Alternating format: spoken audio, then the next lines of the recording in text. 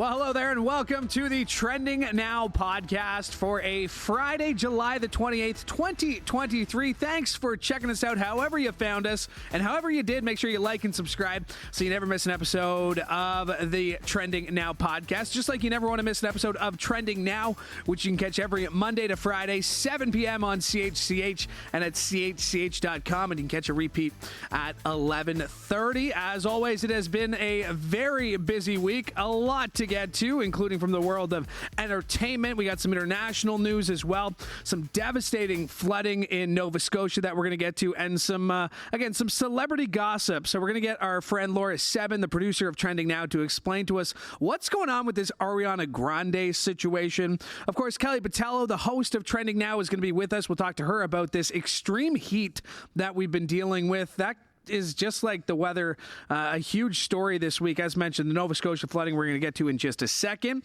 And taking over the health beat this week, Manisa Tehanabalan. We'll get her thoughts on the Mitch McConnell moment in the States down south. We'll talk to her about LeBron James's son, Bronny James, who suffered cardiac arrest, and we'll talk to her about the new Twitter, which we're all going to get to on today's show. But let's start, as mentioned, with the devastation in Nova Scotia, where 3 people are dead, including 2 children, after devastating flooding in Nova Scotia last weekend. As much as 250 millimeters of rain poured down in the province over the weekend. One local mayor calling it flooding of biblical proportion, with 3 months of rain falling in just one day and likely causing hundreds of millions of dollars. Now, the RCMP have confirmed that they have found the body of a missing man, a 52-year-old from Windsor, Ontario, and later in the week confirmed that 6-year-old Natalie Hazel Harnish and 6-year-old Colton Cisco had also died as a result of the floods. Meanwhile, police continue to search for a 4th victim that's described as a youth under the age of 18. Now, Nova Scotia remains under a province-wide state of emergency as several bridges were damaged. Some have been destroyed, and at least 50 roads were significantly damaged because of the flooding. Now, CN Rail is dealing with a major washout on its main line, and Via Rail says no bookings will be available until at least today between Halifax and Moncton. And the heavy rains washed out a culvert that left a stretch of track sagging unsupported over a massive ditch some 90 kilometers north of Halifax. At this point are, of course, with our transportation challenges. We have approximately 25 bridges impacted across the province. 19 have been damaged. Investigations continue on that. But six of those bridges were just completely destroyed, and it's incredible to see the force of the water and the impact it's had. Now, that was Nova Scotia Premier Tim Houston, and now this disruption threatens to constrict the flow of container goods from Halifax to Montreal, Toronto, and Chicago. Now, officials say it's the heaviest rain the province has seen in 40 years. And as for rebuilding and repairing the damage caused, the financial impact will be huge. So we don't have a number, but this is certainly in the tens of millions, could be in the hundreds of millions when it's all said and done. And Nova Scotia's state of emergency will remain in effect until August 5th.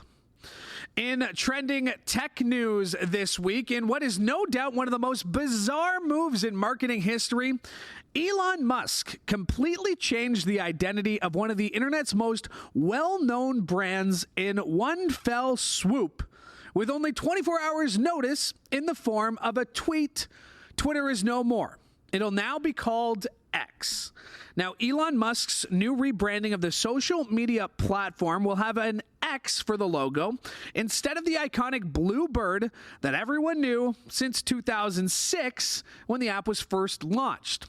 Now, tweets will now be called X's, and the web domain x.com will now take you to Twitter. Now, on Monday, the new logo was projected outside the company's headquarters. This is just one of the many changes Musk has made since he acquired Twitter, and the changes have alienated some users and turned off advertisers. There's a lot of confusion as to why. I'm also seeing a lot of people that are talking about consequences that people haven't thought about, such as how almost every website on the internet with a Twitter account has a Twitter logo. And if those are now obsolete and outdated, that's a lot of work that needs to be done.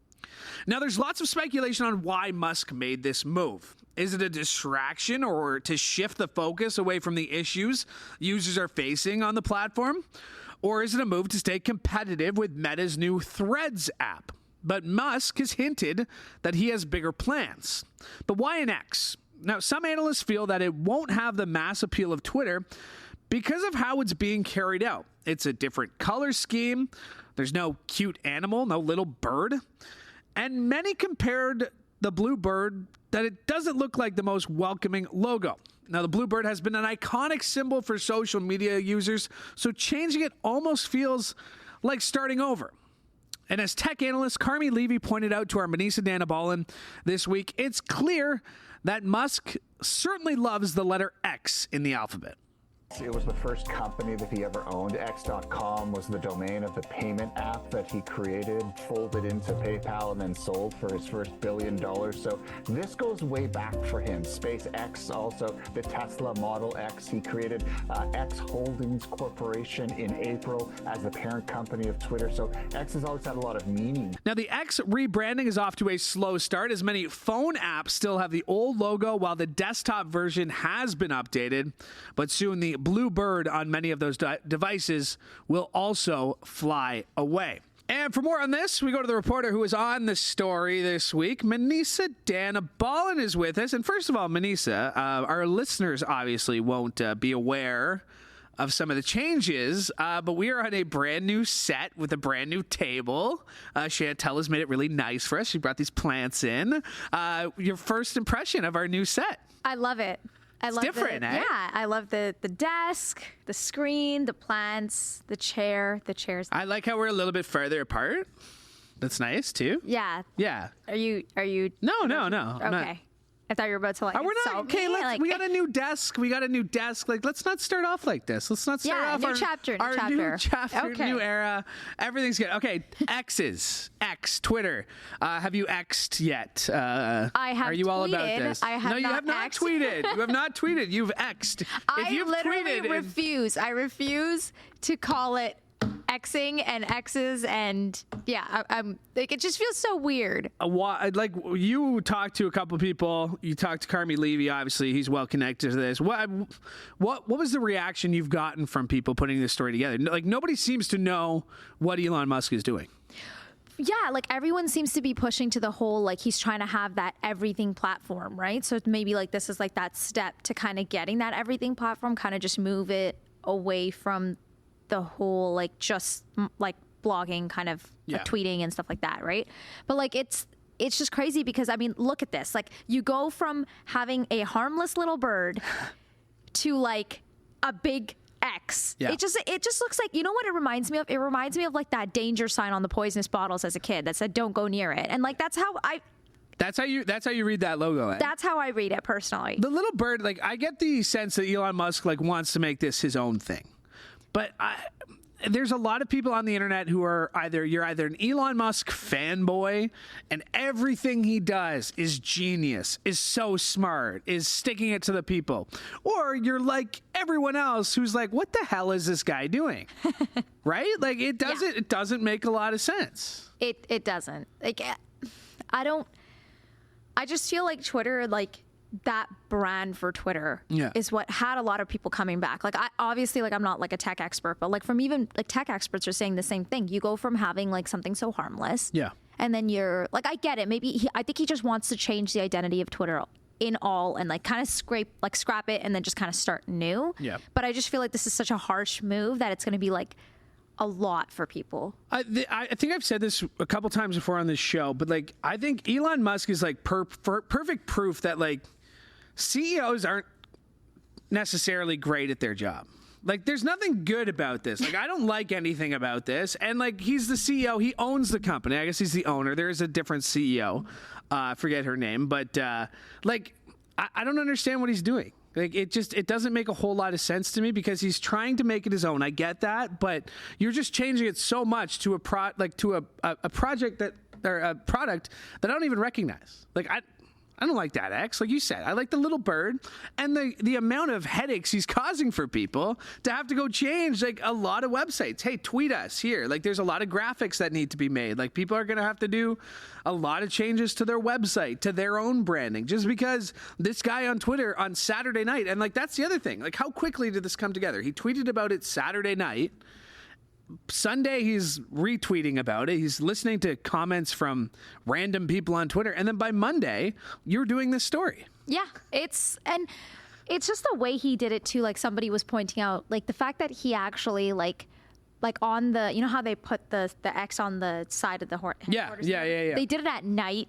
They did it in like a dark way. It's just like, it just seems like we're going like more into like a dystopian world almost, right? Do you respect Elon Musk? Like he's a billionaire, like he's a businessman. Do you respect that? No, to be honest, if I'm being real, I really don't. What? I think like he's like, sure, he's clearly a great businessman. Clearly, I mean, is he though? He bought Twitter for $78 billion. It's worth whatever know. now. Like, is he that great of a businessman? Like, I think that was like the turning point of his life, right? Yeah. Like his decisions before that were going great, and then that happened, and then I think it just like yeah. Like I mean, yeah. I To some degree. Everybody's got their Teslas now. I like that other cars are, electric, so you don't have to get a Tesla if you want electric that is cars. true. But like people love their Teslas. People swear by them. I know people who drive them, and they say they're never going to drive another car. Like I don't know if that's an Elon Musk thing. Like if you just I don't see how people idolize this man though. I don't see it either. I don't think he's like, I just personally don't feel like he's a genius because like I'm like, you see what he's saying. Yeah. Yeah. You were our health reporter this week. You were Yes, all I over was. the health report. Bronny, what happened there? I'm going to get to the Mitch McConnell stuff. But LeBron James's son, what happened here? That is so sad. Yeah. Because it was supposed to be, I think next year is when he actually, or next season is when he'll qualify for the NBA. And that's like one of LeBron James's dreams and goals is to play with his son. And, like he made his decision to go play for the Trojans and everything. And they were practicing, it seems like, and then boom, like he went into cardiac arrest. And like doctors are saying that like, it's not necessarily, it happens, but it's not like, it's not uncommon, like it doesn't happen a lot, but it's not uncommon either. Yeah.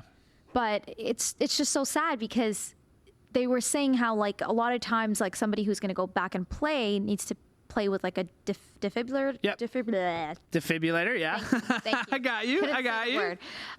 It's tricky. But like I guess people like, I think it's young question's better athletes for too, you, right? yeah. Like, do a lot of people, like even NBA players, play with that and still like? So they say, like I was reading some statistics about this. Like once every hour, a young athlete suffers a cardiac arrest, and it's like high performance athletes. Like these are athletes who are training at the top of their game. We saw Damar Hamlin have an incident about it. He tweeted to Bronny, with his thoughts, and we saw Damar Hamlin actually be a full participant at training camp this week, which was a cool story, and which is proof that you can have these incidents and still go back and be a professional athlete. Obviously, it's a scary moment for LeBron James, for his family, but it sounds like he's going to be okay. He's been released from the hospital, but still. And then this Mitch McConnell stuff. What? I don't understand. Like we're going to get to it, but like just the pausing and then after the fact, like acting like it didn't even happen. Like, how do you do that? How do you just act like it never happened? I think he was afraid, because like the question started coming up, like, do you think you you're go fit see to a do doctor? the job? Yeah. Like so I think he didn't want to feel questioned, so he felt the need to just act like nothing happened. But you can't act like nothing happened. That you like pause for like a very long time. 20 seconds. You have a history of a couple of things that's happened to you. Like they were saying that it could be connected to a mini seizure. It could possibly be that. He had polio as a child too. Yeah. Like, first of all, he's 81, and this is not an ageism thing at all. But there are a lot of older politicians, especially in the States. Mitch McConnell is 81. Joe Biden is, I believe, 78. Yeah. Dianne Feinstein, she's a senator in California. She had a moment this week in which, they asked her to vote on something and she just started reading, and then someone had to be like, just say A. Like, just say I. Like, just say. And again, a 91-year-old woman who's dealt with shingles, and people are saying, like, and I agree. I think there should be more young people in politics. Yeah, now that you I don't look think there at should it, be old. Like, I'm not, and again, it's not an ageist thing, but it's just like, I think if you've been in this job, Mitch McConnell was first elected in what, 1984, 85? Yeah, I think. Like, yeah, let someone else do this job. Like, what can you actually contribute? That's so the that thing. As a politician for 30 years, and I'd say the same thing about Pierre Poilievre, who's been a politician since he was 20. Like, there should be term limits. That's a whole different discussion. But, like, I don't know, 81 years old. Like, why are you even doing this? And people having that question of whether he can, like, lead and stuff like that, and do his duties. Like, that's a valid question, right? Because you're having those episodes or incidents happen, and people are going to wonder. It's a big week for you. It was your mom's birthday on Tuesday, which is why if you're a regular Trending Now watcher, which we hope you were, you might have noticed that Manisa wasn't here on Tuesday. Happy birthday to your mom. Thank you. And you got family in town. Yes, my sister, who moved to France, brought herself and my two nieces to visit us for the wedding that's coming up for my other sister. Your other sister's wedding. Yeah. So it's been it's a one-year-old and a 3-year-old. So it's been a lot of chaos. I was about to say, what's the house situation? Like, how we have one bathroom in my house. So let me start off with that. I think you can start off and finish with that. I think that's enough. I think you've said everything right there. There's one amount bathroom. of times, like, I'm about to go to the bathroom before work or something, and like one of the babies, like, has to change their diaper, so like, you have to let them go because like the baby's screaming. Yeah. It's been a week. It's been a week, and 1 week down, 3 weeks to go. Not that you're keeping track or anything like that. 4 weeks. 4 weeks to go. Because they're gonna stay till September 9th. Well, good luck. Yeah. Big plans for the weekend? Yes, we're doing a bunch of wedding stuff. Okay. Getting that out of the way, and then I feel like every weekend you say that. I always have wedding stuff on the feel like weekend. you say that every We week. make a trip to Scarborough, which is where a lot of the stores are. Yeah. We're going to do all our wedding shopping. I mean, you literally say that every weekend. Literally, I'm not even lying. Every single weekend. What more do you need to do at this point? We still have to like get our outfits kind of made. Okay. Because it gets stitched and stuff like that, so we have to do that. Like the last time you asked me, we were gonna do the bridesmaids outfits. Now we're gonna do our outfits. I gotta go like shop for my jewelry and stuff. Okay. And then pick up a couple of things for my sister's outfit as well. So, rentals, that kind of stuff. So we're gonna get that done. Big plans for you? I'm going to London with some friends, so we're gonna golf and we're gonna play some games after. So you I'm looking golf? forward to it. I don't. No, it's only be the second time I've been out all year. I go for the social aspect of it.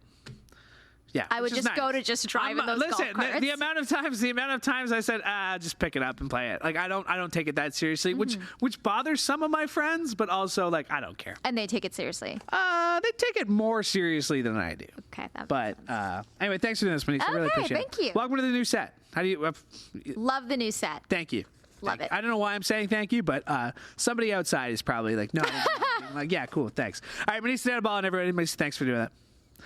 All right, moving on. Let's talk some entertainment news as some sad news in the world of music as Irish singer-songwriter Sinead O'Connor has died at the age of 56.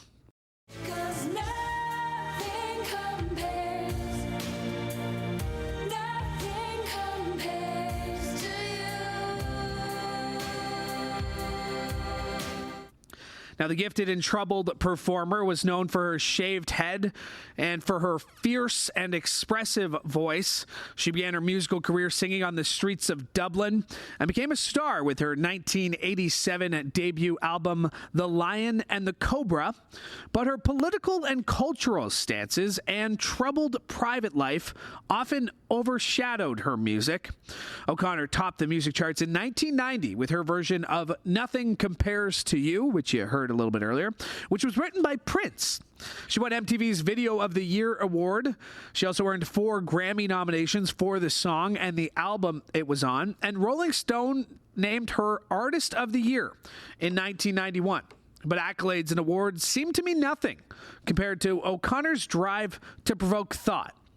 She made headlines in October of 1992 when she tore up a photo of Pope John Paul II while appearing live on Saturday Night Live, denouncing the Catholic Church as the enemy. She was talented and tormented. O'Connor attempted suicide in the late 1990s, and later in life she was very public about her mental illness, saying that she was diagnosed with bipolar disorder.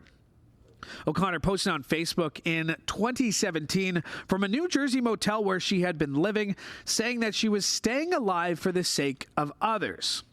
When her teenage son died by suicide last year, O'Connor tweeted there was no point living without him and was hospitalized soon after. Now, while few details have been released about the death, London police said it was not being treated as suspicious, and the local coroner's court said in a news release that an autopsy would be undertaken, the results of which may not be available for several weeks. Now, on this, Kelly was joined this week with music publicist Eric Alper to reflect on the life of O'Connor and how she'll be remembered.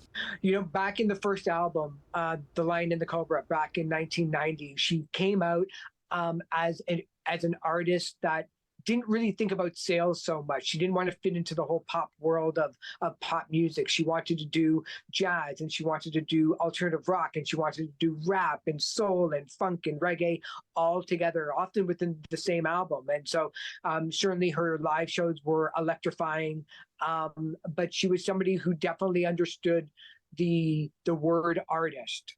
And that is to be able to put into lyrics and music or a painting or in a book your true innermost thoughts, and not be worried about any criticism, not be worried about whether or not people are going to buy the album or not.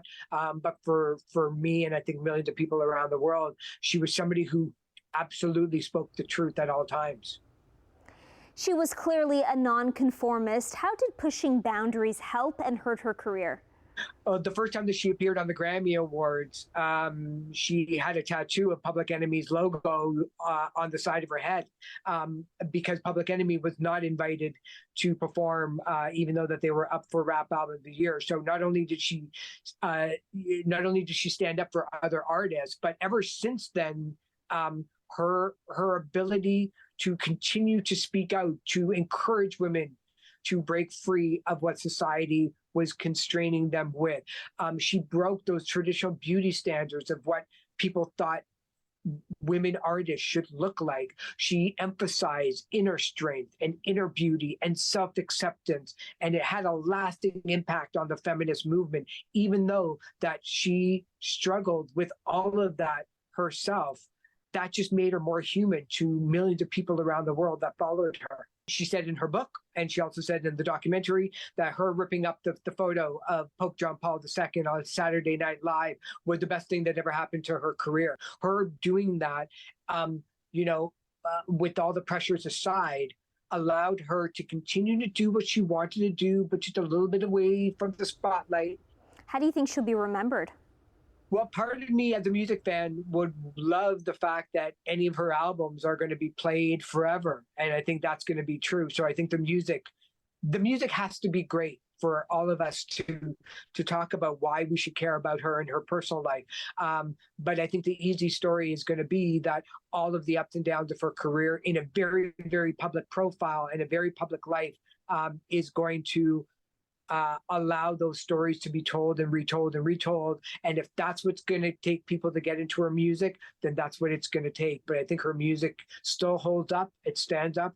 And I will still say that she was probably the most exciting performer I've ever seen and worked with of the last 30, 35 years, hands down. And that was Eric Alper, music publicist, as he joined Kelly Botello earlier this week on Trending Now. You can catch that full interview on our Trending Now YouTube page. To news a little bit closer to home, the Liberal government is switching things up with a cabinet change, with some ministers getting promotions and some getting demotions. What a team. I am so excited about putting forward this incredible team. And Prime Minister Justin Trudeau shuffled much of his cabinet on Wednesday, adding focus on economic issues like a housing shortage and the rising cost of living that have hurt his standing with voters. This is a positive step in a moment of consequential impact in the world and in the country. We know times are challenging, but this is the team that is going to be able to continue the hard work, rolling up their sleeves and delivering for Canadians from coast to coast to coast as we build a brighter and ambitious future. Now, Trudeau, who's been in power for nearly 8 years since November 2015, kept heavy hitters such as Finance Minister Chrystia Freeland, Innovation Minister François-Philippe Champagne, and Foreign Affairs Minister Melanie Joly in their portfolios, while some changes, former Immigration Minister Sean Fraser taking over a newly formed Housing, Infrastructure and Communities Ministry. Dominic LeBlanc becomes Public Safety Minister, taking over for Marco Mendicino. Ousted Mendicino recently faced harsh criticism for his office's handling of the recent prison transfer of serial killer Paul Bernardo. But perhaps the biggest switch up is within the Ministry of Defense. Anita Anand, who has been front and center as the Minister of Defense, is getting switched out for Bill Blair. Now, the change is, of course, drawing criticism from the Conservatives. His government is a failure. It's funny, though. The one minister who was responsible for these failures didn't get moved, and that minister is Justin Trudeau. After 8 years of Justin Trudeau, everything costs more. And Pierre Poilievre says Trudeau needs to be replaced with a prime minister who will rebuild Canada based on what he says is common sense. Sticking with politics to trending news south of the border, a bizarre moment at the U.S. Capitol on Wednesday when Senate Republican Mitch McConnell froze in the middle of a news conference for a few seconds. Now, he did return minutes later and did answer questions from the press, but it's unclear what caused him to suddenly stop. He was making remarks about the annual defense policy bill when suddenly... and a string of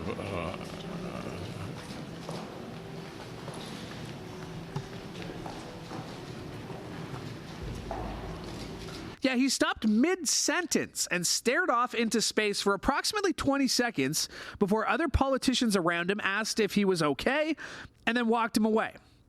Now, when McConnell returned several minutes later, he seemed fine and he answered questions from the press. Could you address what happened here at the start of the press conference, and was it related to your injury from earlier this year where you suffered a concussion? Is that... I'm fine.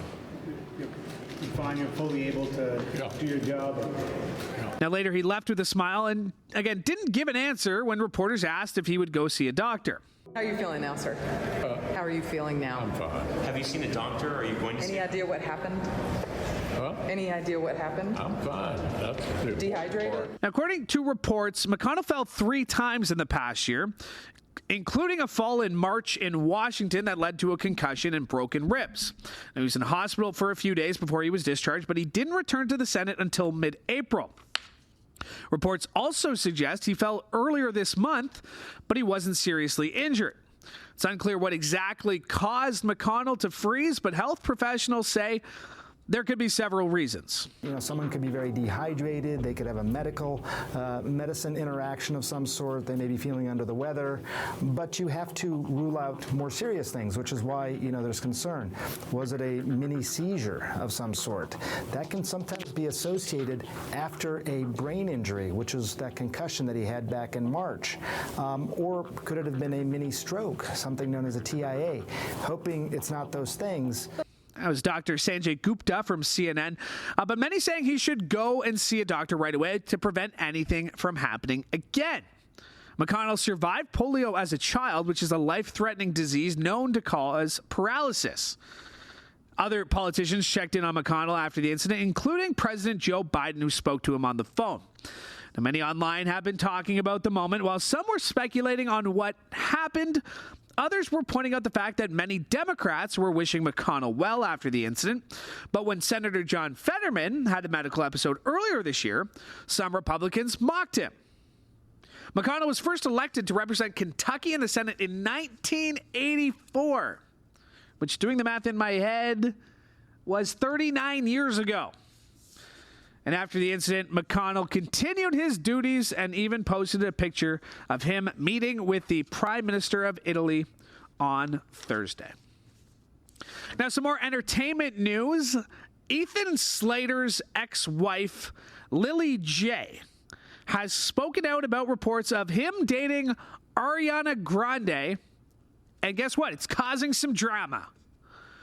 Yeah, she broke her silence about getting Ethan and Ariana's romance earlier this week, saying that Ariana is not a girl's girl. On July 17th, Ariana Grande had separated from her husband, Dalton Gomez, after 2 years of marriage. And news broke that the singer was dating her Wicked co-star, Ethan, 3 days later. Now, Lily J criticized the singer, saying that Ari spent time with Lily, Ethan, and their baby back in April. But despite it all, Lily wants to move forward and focus on raising her son. And for more on the Ariana Grande drama, we bring in the Trending Now producer, Laura Sebin, and our entertainment expert. Hi. Okay, I read the cliff notes here. Lily J. Am I supposed to know who that is? No. Okay. Even Ethan Slater, am I supposed to know who that is? Not if you're not into like Broadway. So he was SpongeBob. Yeah. So I did see this story that the wife of the actor who voices the actual SpongeBob on TV show had to come out and say, no, my husband is not dating Ariana Grande. Yeah, I think she just wanted to be part of it. I don't think anybody thought that. But this Ariana Grande stuff, we've seen this before, haven't we? Like there's some... Yeah, well, I feel like... She's not a girl's girl was the one line that kind of stuck out to me. Yes, so... I feel like she's just kind of like flown under the radar with how she started dating people in the past. But because like nobody knows who this guy is and like nobody was expecting her to get a divorce, then she's dating this random for most people. I feel like people finally were like, this is like really weird how this came together, and then looked back at her previous dating history and said, oh, well, this isn't the first time that she's Mr. Steal Yo Man. Yeah. That's kind of her reputation right now. Yeah. Does she have a worse rep when it comes to exes than Taylor Swift? I know somebody you're not a huge fan of. Or are you just going to bring this up every time we have a podcast now? Yeah. I don't know. Taylor Swift probably has more exes than Ariana Grande, but I would say... I don't know. Are the splits amicable? Because then she trashes them in her song. So I don't know. Probably like equal now that people have actually been like, wait a minute. Ariana Grande has been stealing people's mans this whole time. And we're just figuring it out now. Because, I mean, like everything happened so quick. Like you said, July 17th. That's less than 2 weeks ago. That she announced that she had separated from her husband. She didn't announce it. It just came out, right? I don't know how. I mean, I don't understand the world of celebrity gossip. I'm sure her team has to approve the news. I don't get it. Would you be a publicist? Like, would you be, like, if somebody hired you? No, I want to work with celebrities, but I don't want to be their publicist. That would be the what would you want to worst work? job. So you don't think like little like assistant would be a worse job? Diet Coke. Okay, well, it depends on who you work for. They're not all like that. I'm sure most of them are. No, I'm sure most of them are. I follow this one girl on TikTok. I don't know who her boss is, but it's somebody who's rich, and she has like a pretty chill life. I'm sure most celebrities are asses. They let her borrow her clothes. I'm sure most celebrities are asses. I would hope not. You're rich. Like if you're that rich, most rich people I know are not super nice people. It's a different world. Fair like they enough. just I different guess it world. is. I don't know. Putting you on the spot. What else jumped out to you the entertainment world this week? Couple new trailers. Only Murderers in the Building. That one looks good. Lots of. Unless you're anti Selena Gomez. I'm not anti Selena Gomez. I haven't watched it though. Okay, all right. My parents have. Okay, but you are going to go see the Barbie movie. We haven't gotten to that because I was this time last week. That was Thursday. So I was here Thursday and Friday. I was here both days on Trending Now. Barbie like blew away. Expectations. Oppenheimer hit 500 million, I think. Shh. You haven't seen it yet, though. No, Sunday. That seems like it's bothering you that you haven't seen it. It really is. It's been really hard to avoid spoilers, but I've done it so far. The only spoiler I've been looped in on is whoa. No, it's just like just like a phrase. It's like Casa Mojo Dojo House or something like that. I don't know. Something Ken did in the whole movie, and I keep seeing people post it. Well, okay, so I don't know if that's something because like when I was doing the show on Thursday from the theater, Someone said the last word of the movie is something you'd never expect, which I don't know what that means. Well, but maybe you can tell me on Monday. I'll let you know. If you don't mind spoilers, I'll let you know. Okay. I don't care. Otherwise, I probably won't see it. The last movie I saw in theaters was the third Spider-Man, the Marvel one. Oh, the Marvel. I thought you meant like the Tobey Maguire one. I was going to be like, but by the way, that made news this week too. Yeah, because there might be a fourth Spider-Man. Yeah. It's always entertaining. That's you know what? And that's what I love about the Reels. Because it's like, it's so quick. It's just all you need. It's like, here's a little information you need, 30 seconds worth of news. It's and then today is the new Travis Scott album, which I listened to on my way home in like full. Did you not know Beyonce was No, because he doesn't. That's the fun of the Travis Scott albums. He never puts like the song title and then featuring. So when you listen to them for the first time, it's like, ooh, who's this? There was a discussion. I think it was Eric, Joanna, some people we work with, people younger than me. Okay. Like not by a lot. Like I'm in a weird. You put that on yourself. Weird middle age of people who work here, right? Like there's people who are like mid-20s. People like late 30s, and there's like me right in the middle. Like I'm kind of with you on that. Kelly's there too. Yeah. Okay. Right. And Justin and Francesca, we're all like late 20s. But they were talking. 30s. They were talking about like the new Drake album, and then I was trying to think of the one reels we had. Rojas, what was this person? Like they broke off their engagement this week. What Rosalia? Rosalia? Yeah. Rojas. I had no idea who this person was. You've never heard of Rosalia? I've never heard it. Like she's not Dua Lipa. Like she's not. She's big. Like How? she's like where I've never heard of her almost before. Bad Bunny equivalent. Okay, even Bad Bunny, not. Oh, Spotify going up. We didn't have time to talk about that. That's fine. But you're a Spotify. You're an Apple Music girl. Okay.